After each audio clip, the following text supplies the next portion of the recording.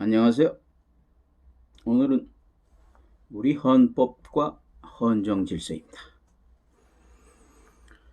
정치경제교육의 삼균 제도와 개인과 개인, 민족과 민족, 국가와 국가 간의 호혜 평등으로 민주국가 건설하자라는 삼균주의는 일제 말기의 민족주의 독립운동가이자 채식주의자로 상해 임시정부의 초대 외무부장인 조소앙, 필명 본명은 용은, 1887년생이고 1958년에 졸.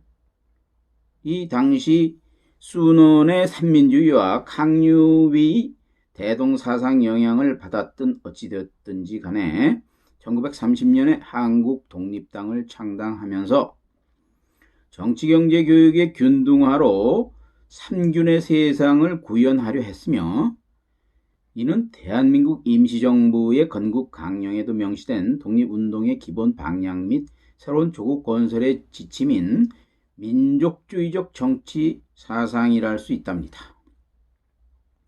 삼균주의는 민족 내부적으로는 의회주의에 의한 정치, 경제, 교육의 균등화, 외부적으로는 민족 자결주의에 의한 반식민주의와 반자본 및 전쟁주의에 의한 세계 평화주의를 지향한다지요.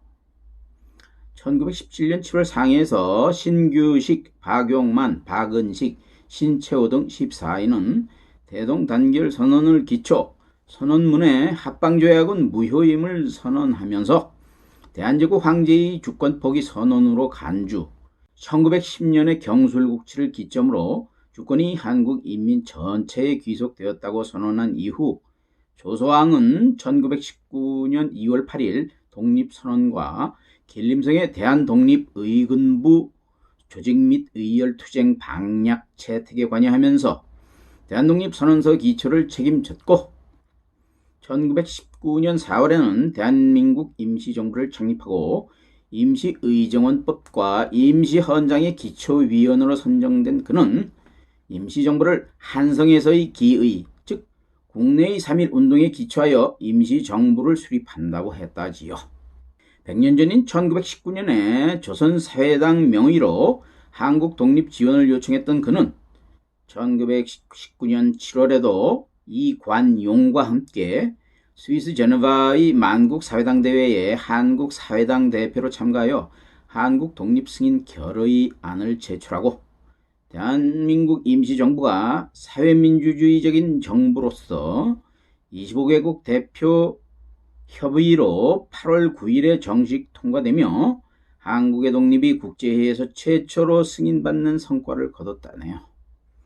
그러나 임종 내부 및 독립운동 진영의 이념과 파벌 대립 분열이 격화되었고, 위임통치청원과 구미위원부 자금 유용 및 한인사회 파쟁 선동 등의 책임을 물어 임시대통령 이승만의 탄핵안이 1925년 3월 21일에 통과되고 3월 23일에 박은식이 2대 임시대통령으로 선출되면서 3월 30일에 내각 책임제를 채택한 헌법 개정안이 의정원에 제출되고, 그해 7월에 이상용을 국무령으로 추천한 박은식은 대통령직을 사임했다고 하니 91년 후 방금 전인 2016년 12월 9일 오후 4시가 좀 지난 시각에 국내외 독립투쟁의 역사를 무시하며 1948년 8월 15일을 건국일로 하자는 현직 대통령에 의한 직무태만과 그녀의 최측근 파와의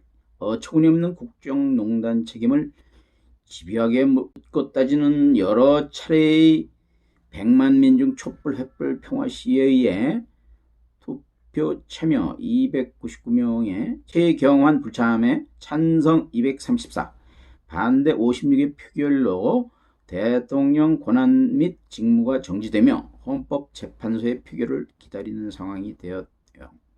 어쨌거나 1941년 대일본 선전 포고문과 대한민국 건국 강령을 작성하며 임정 외무부장으로서의 독립외교를 활발하게 전개하며 임정을 국제사회로부터 승인받기 위한 활동을 꾸준히 벌였으나 연합국, 특히 영국의 강한 반대로 승인을 얻지 못한 조소왕은 연합국 측의 신탁 통치 방안 반대 활동을 활발하게 전개하며 자주 독립의 의지를 거론하고 주장하며 언론에 기고도 했으나 광복군은 일본군과의 싸움을 제대로 하지 못하고 해방을 맞이했다지요. 결국 1948년 말 한독당을 탈당한 조소왕은 사회당을 결성, 1950년 5월 30일 제2대 국회의원 총선거에서 성북구에 출마, 조병옥을 극적으로 이기고 전국 최다 득표 압승을 거뒀으나 곧이어 6.25 발발로 중도파들은 박살이 나고 그도 납북이 되는 바람에 조국의 자주적인 중립화 평화통일의 꿈은 미뤄져야만 했다지요. 이승만의 하야 이후 제3공화국의 녹을 먹으며 헌정질서를 유린한 유신헌법을 기초하고도 한명회처럼 여러 정권에서 연명하며 최근까지 끈질기게 중정 및 법적의 실세 노릇을 했던 법비라는 인물이 있는 반면에 근대 한국 헌정의 기초를 세운 이로 불리기에 전혀 손색이 없는 입법가 러기버 조소왕은 독립운동 세력들 간의 이념적 분열을 극복하기 위해 균등 이념을 통해 공산주의자들의 평등주의적 요구를 수용, 포괄하고자 했다는데 이는 우리 건국헌법이 자유시장 경제 원칙을 고수하면서도 국유, 국영 부문을 폭넓게 인정하고 공공복리를 위해 개인의 사유재산권을 제한하는 이유랍니다. 국가는 전 인민적 의사에 의한 직접 민주주의를 강조하나 전 인민은 헌법 의제에 대해 100% 찬성을 요구한답니다. 반면에 남한은 간접 민주주의로 인해 고질적인 정쟁에 지속적으로 시달리지만 대다수 국민들을 위한 발전적인 방향을 끊임없이 모색한다지요. 1946년에서 48년은 시민사회의 다양한 정치 세력들이 헌법 이념과 국가체제 구상, 정치 경제적인 비전을 가장 풍부하게 제시한 시기랍니다. 해방 이전에 이미 민주공화제와 국민주권에 대한 상당한 합의가 있었기에 가능했다네요. 따라서 우리 헌법은 외국의 영향을 그다지 받지 않았다는 증거이고 1948년의 건국헌법은 기본적으로 유진호보다는 조소왕이 주도한 대한민국 임시헌장 1919년, 대한민국 건국강령 1941년, 대한민국 임시헌장 1944년을 기초해 만들어졌다고 봐야 한다지요. 사회생활을 영위하는 시민윤리자 내 마음속에 뿌리내린 규범이라는 우리나라 헌법도 역사 현장에서 탄생하는 고도의 정치적 행위 산물이기에 백성이 민회를 구성해 헌의 6조를 의결한 1898년의 만민공동회에서 우리 헌법의 기본 정신이자 정체인 민주공화의 기원을 둔다고 한다지요.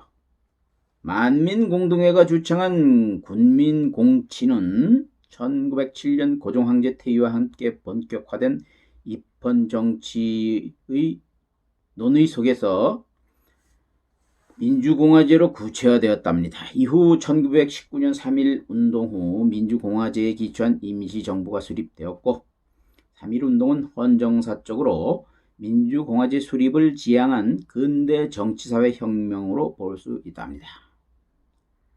그 유산은 식민지기를 거쳐 1948년 건국헌법 제정으로 이어졌고요. 건국헌법은 전적으로 임시정부 헌법의 기본 원칙들 위에 서 있기 때문에 임시정부 헌법은 모든 한국 근현대 헌법의 원형 헌법이랍니다. 그러니 다들 훌륭한 우리 선조들께서 그토록 어려운 환경에서도 우리 결의를 위해 소중하게 다듬고 제정 및 개정을 꾸준하게 해온 우리 헌법을 사랑하고 준수하며 다시는 헌정 질서를 어지럽힐 일은 없어야겠네요.